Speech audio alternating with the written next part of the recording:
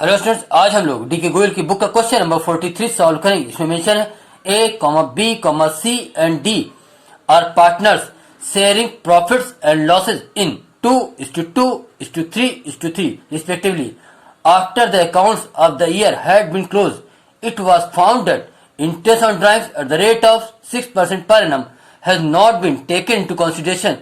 The drawings of the partners were A rupees 20,000, comma B rupees 24,000, comma C rupees 32,000 and D rupees 44,000. Give the necessary adjusting entry.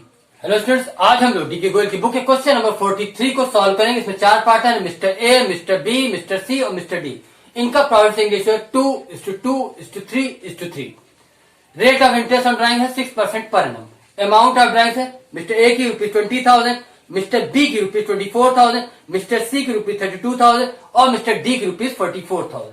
इस question में error क्या हुई है? इस question में error यह हुई है कि इंटरेस्ट ऑन ड्राइंग को एज अ इनकम शो नहीं किया गया, जिसकी वजह से प्रॉफिट की कम अमाउंट पार्टनर्स कैपिटल अकाउंट में क्रेडिट चली गई है।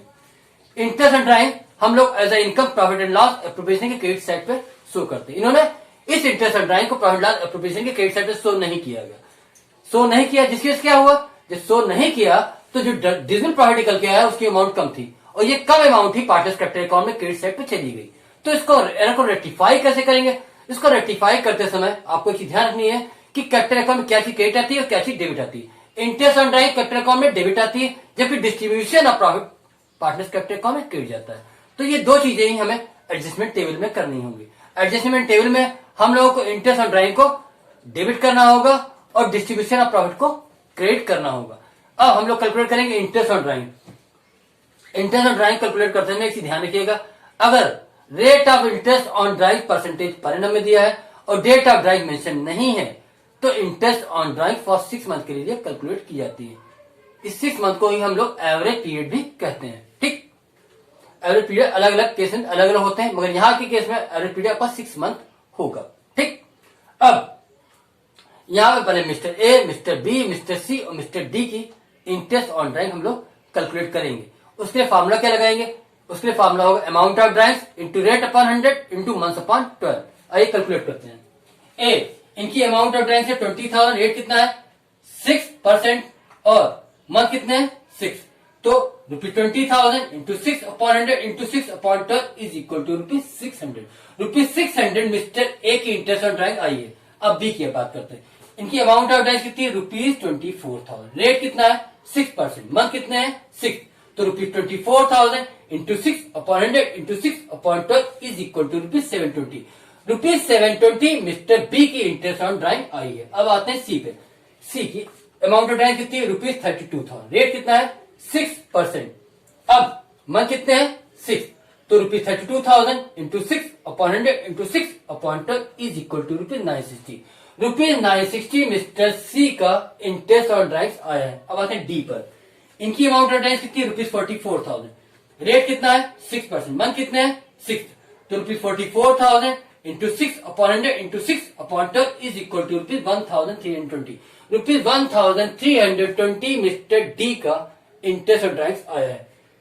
रुपीज 600 मिस्टर ए का इंटरेस्ट ऑन ड्राइंग है। रुपीज 720 मिस्टर बी का इंटरेस्ट ऑन ड्राइंग है। रुपीज 960 मिस्टर सी का इंटरेस्ट ऑन ड्राइंग है। रुपीज 1,320 मिस्टर डी का इंटरेस्ट ऑन ड्राइंग कैलकुलेट हुआ है।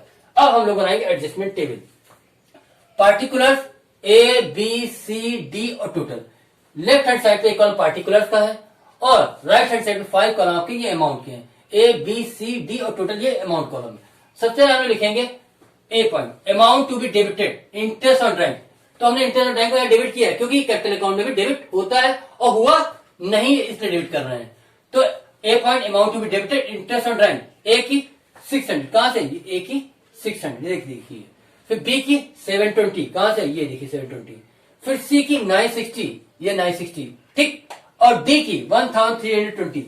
ठीक है, ये जो हमने चारों अमाउंट लिखी है ये नीचे वर्किंग में हम लोगों ने कैलकुलेट की। ए की 600, बी की 720, सी की 960 और डी की 1,320। अब हम इन चारों फिगर को ऐड करेंगे।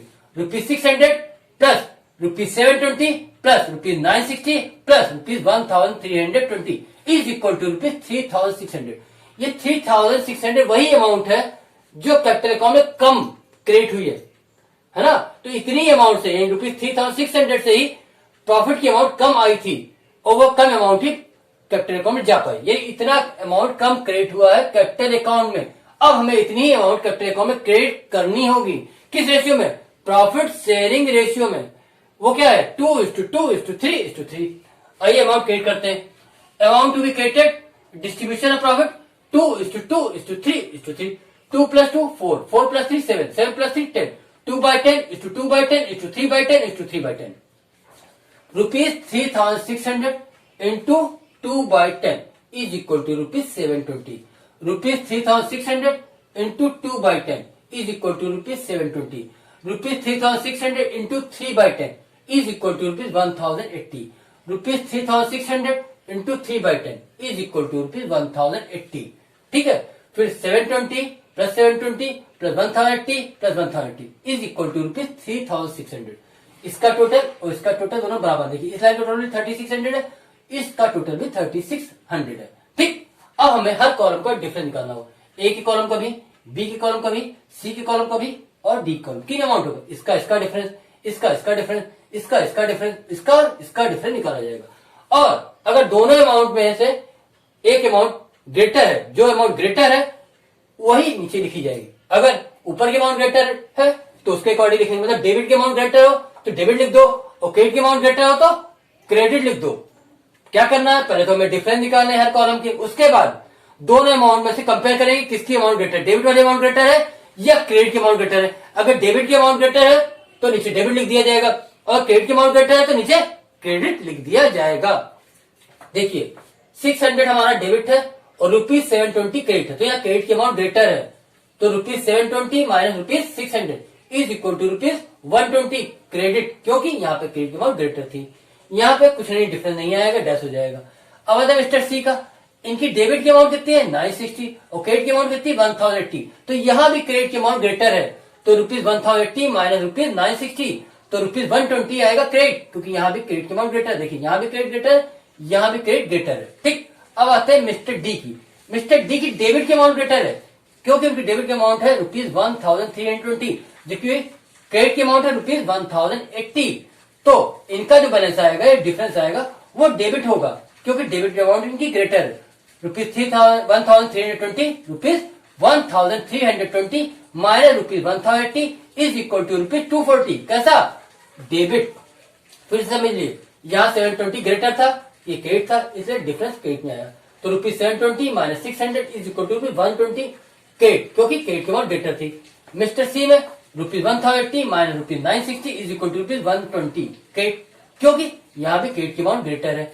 यहाँ पे ₹1320 minus ₹180 is equal to 240 debit, क्योंकि यहाँ डेबिट की अमाउंट ग्रेटर है। ऊपर की लाइन जो शो कर रही है वो डेबिट है और नीचे की लाइन जो शो की गई है वो क्रेडिट। क्यों? देखिए ए पॉइंट क्या लिखा है? अमाउंट टू बी डेबिटेड, तो ऊपर लाइन डेबिट की है, नीचे क्या लिखा है? अमाउंट टू बी क्रेडिटेड, तो नीचे की लाइन आपकी क्रेडिट की हो गई। ठीक है। अब जनरेटिव क्या बनेगी? डी डेबिट हो जाएंगे, ए और सी क्रेडिट हो जाएंगे। तो D capital account debit to A capital account to C capital account. यहाँ पे मैं कैपिटल अकाउंट का यूज क्यों किया? क्योंकि क्वेश्चन में मेंशन नहीं कैपिटल फिक्स्ड है या फ्लक्चुएटिंग।